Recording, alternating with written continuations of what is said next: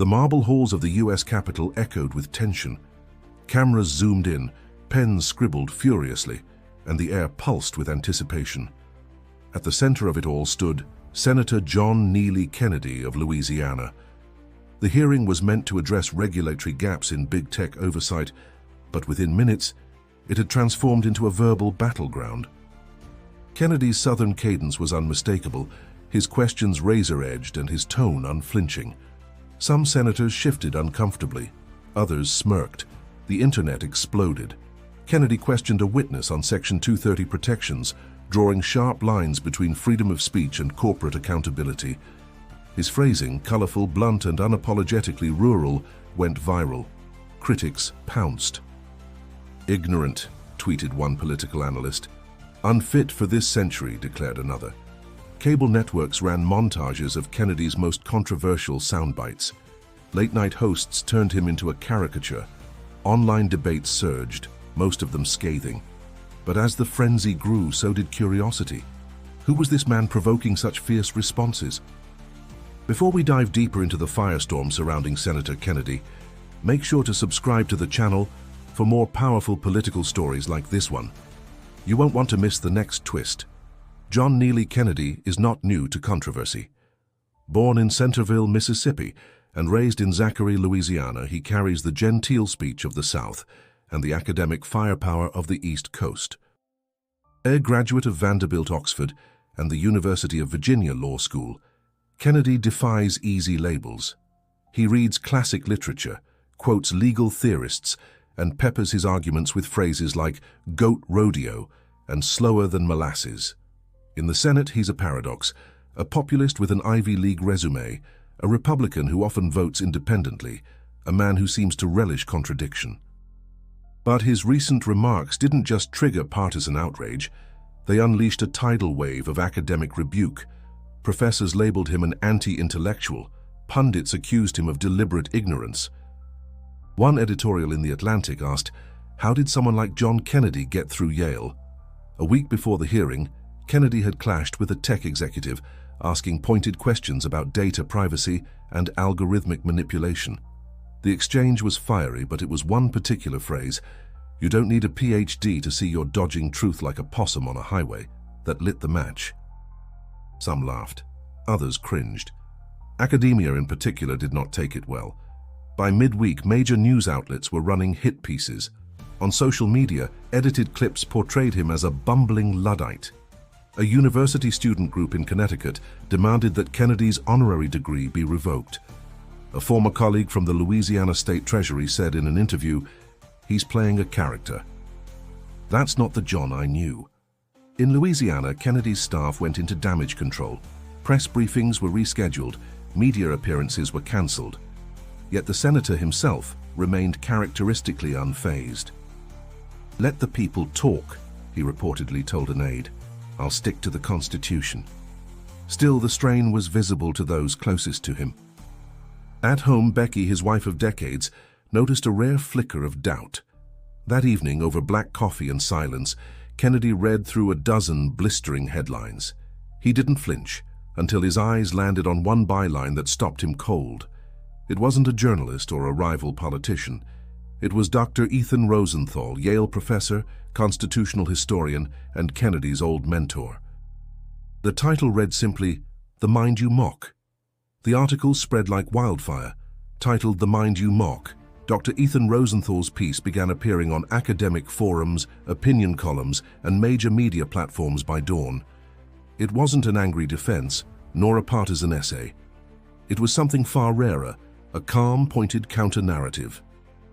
And it immediately complicated the tide of criticism against Senator John Neely Kennedy.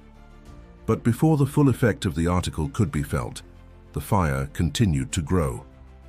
In the days following Kennedy's explosive Senate appearance, public condemnation intensified. Network anchors dissected his performance line by line. One declared, "This is performance politics at its worst." University panels framed him as emblematic of anti-intellectual populism. Protesters gathered outside state buildings, holding placards that read, "Ignorance isn't strength," and "Send him back to the 19th century." Academic journals and think tanks issued open letters. More than 500 scholars signed a petition denouncing Kennedy's rhetoric as corrosive to democratic discourse. A leading professor at Stanford wrote, "His language appeals to emotion, not intellect, and undermines truth." The narrative was clear. Kennedy wasn't just wrong, he was dangerous. Political rivals seized the moment. One senator called for a formal inquiry into Kennedy's conduct during hearings. A presidential candidate mentioned him by name in a stump speech, drawing cheers when she said, "We need leaders with wisdom, not folksy soundbites." The attack wasn't just political, it turned deeply personal. Internet sleuths dug into Kennedy's old papers and speeches. A viral TikTok mocked his accent, overlaying it with banjo music and cartoon graphics. Late-night comedians portrayed him as a relic, a man stuck in a bygone century. The senator had become a meme, and not a flattering one. Back home in Louisiana, Kennedy's inner circle braced for the worst. Several longtime supporters privately expressed concern. "He's losing ground with young voters," warned one strategist. Another staffer argued that Kennedy should issue a clarifying statement, maybe even an apology. Kennedy refused. "I won't pretend to be someone I'm not just to quiet the mob," he said. His wife, Becky, saw the toll more clearly. At dinner, he spoke less.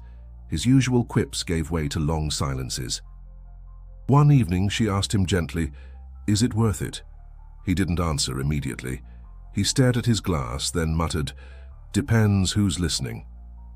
And then came Rosenthal. The name carried weight in elite academic circles.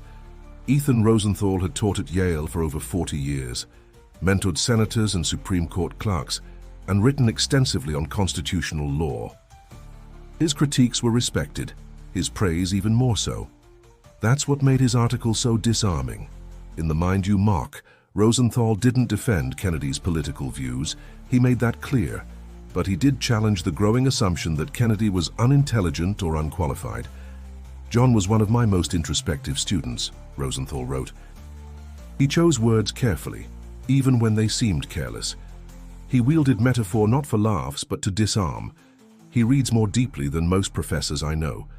He recounted Kennedy's essays on Federalist principles, his probing questions in seminars, his ability to synthesize Burke and Locke with clarity.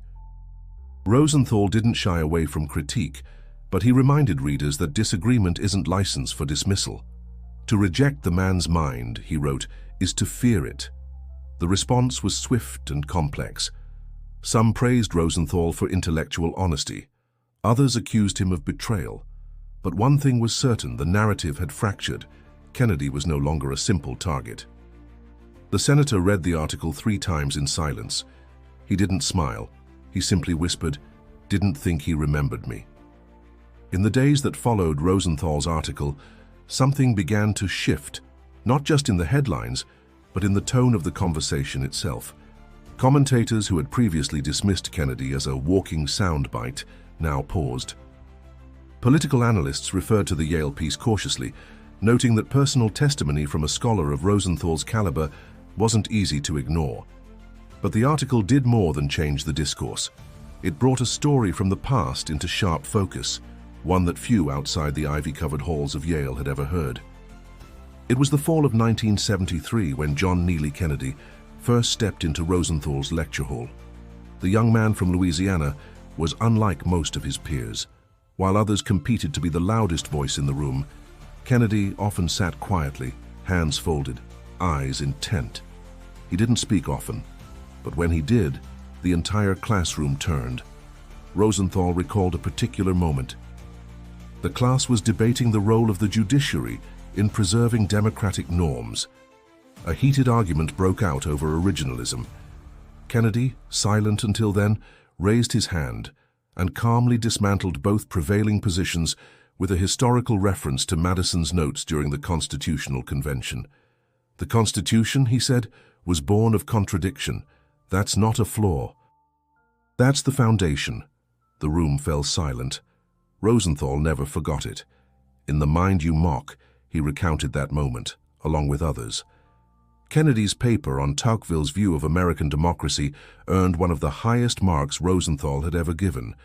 His thesis explored the tension between federal power and individual liberty, not from a partisan lens, but from a moral one. He wasn't looking for applause, Rosenthal wrote. He was looking for truth. It was this depth of inquiry, this intellectual seriousness, that Rosenthal insisted still existed beneath Kennedy's public persona. He acknowledged that the senator's political style had changed, become more colorful, more performative, but argued that the core remained intact. That distinction struck a nerve. In media circles, the Yale professor's defense was met with mixed reactions. Conservative columnists welcomed it, quoting it at length in support of Kennedy. Progressive voices hesitated. Some dismissed the article as nostalgic loyalty. Others, more introspective, asked a different question. Had we confused style with substance? Podcasts hosted debates. Journalists requested interviews with Rosenthal, but he declined all of them. The article speaks for itself, he said. On college campuses, professors distributed the piece in seminars on rhetoric and political communication. A few professors who had signed the petition against Kennedy now urged a re-examination of their stance. Online, the reaction was volatile.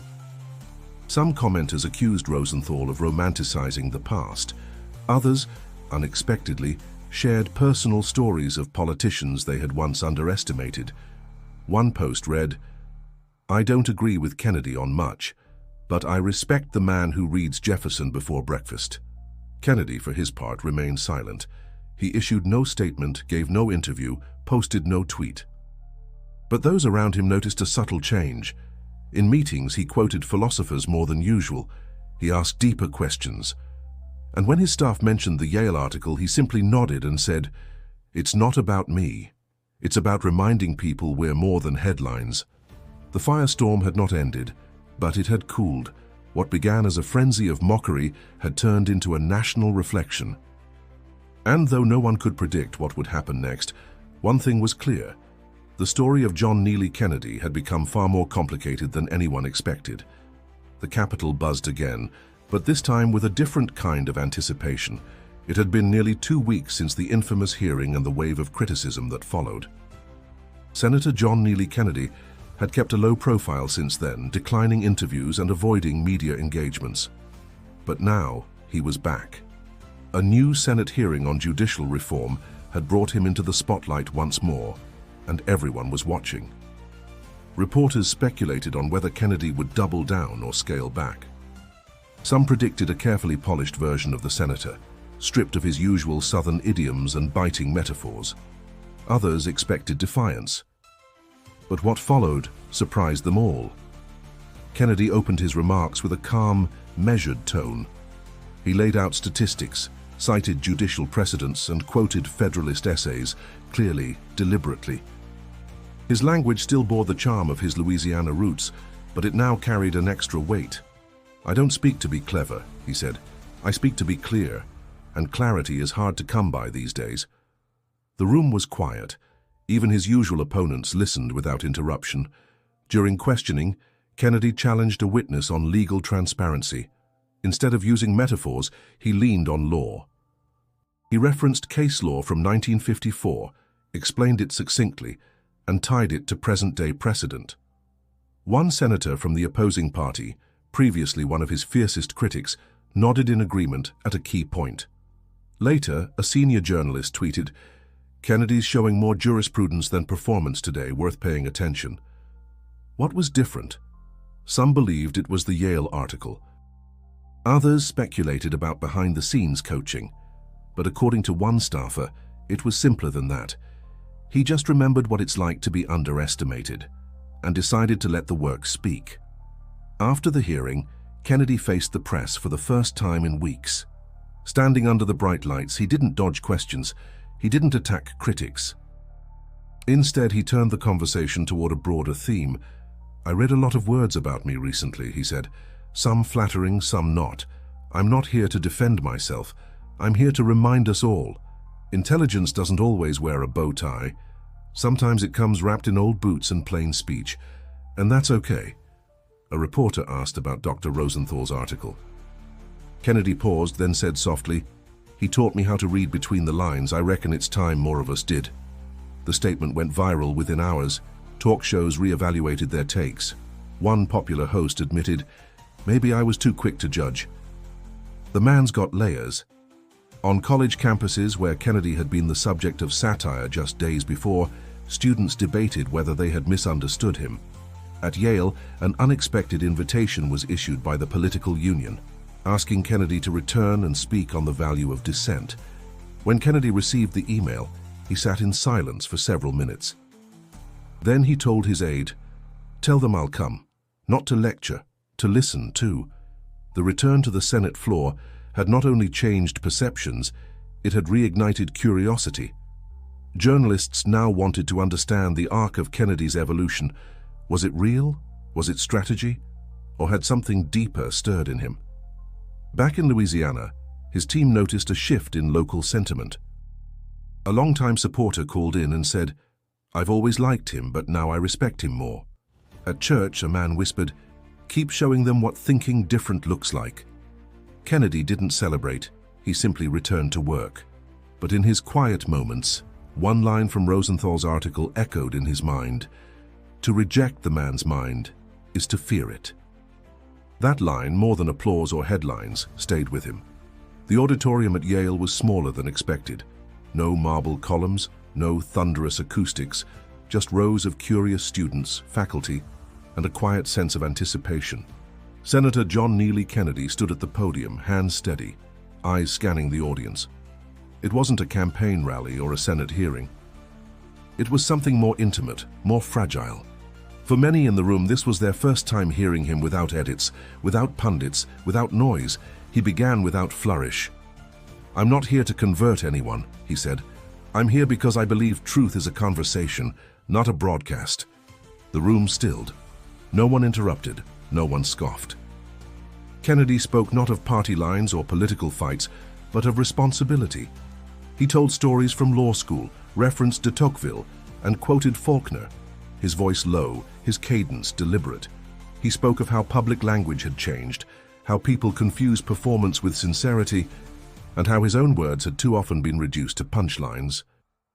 "I've been guilty of letting the soundbite take over," he admitted. "Sometimes I thought a sharp phrase could cut through the fog, but a sharp phrase without reflection is just noise."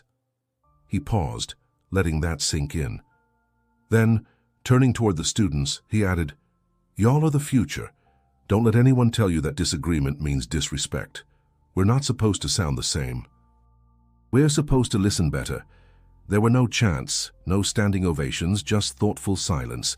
From the back of the room, Dr. Ethan Rosenthal listened with folded arms and soft eyes. He hadn't spoken to Kennedy since the article, hadn't planned to. But, as the senator stepped down from the podium and the students began to murmur, Rosenthal made his way forward. They met near the steps, neither reaching for a handshake at first, just a shared glance that carried decades of memory. "You remembered Madison?" Rosenthal said quietly. Kennedy smiled. "Some lessons stick." "I still don't agree with half of what you believe," the professor added. Kennedy chuckled. "That makes two of us." The moment passed without ceremony, but it left a mark. In the following days, coverage of the Yale lecture spread online. Not virally, not explosively, but steadily, like ripples on a still lake. A few journalists praised its tone. One editorial in a student newspaper titled their piece, "When the volume lowers, the meaning deepens." Back in Louisiana, Kennedy returned to his routine, committee hearings, constituent calls, reading case briefs at night. The media attention faded, as it always does. But something in the rhythm of his work had shifted. He still used wit, still wielded metaphor. But the pauses were longer now, the phrasing more deliberate. He spoke like a man who had rediscovered the weight of words, and while many critics remained, others had softened. Not because they agreed with his politics, but because they saw a man willing to confront perception without bitterness. That, in a world of hardened personas, was rare. As the months passed, Kennedy's legacy continued to evolve. He wasn't the hero of all sides, nor the villain of one. He was something more complex, a reminder that people are more than their loudest moments. So as we close this story, ask yourself, How often do we listen past the first impression? How often do we confuse disagreement with ignorance? If this story made you think differently, even for a moment, don't forget to hit that subscribe button for more journeys into the unexpected corners of American politics. And if you want to explore another story that challenges your perspective, click the video on screen now. You won't want to miss it.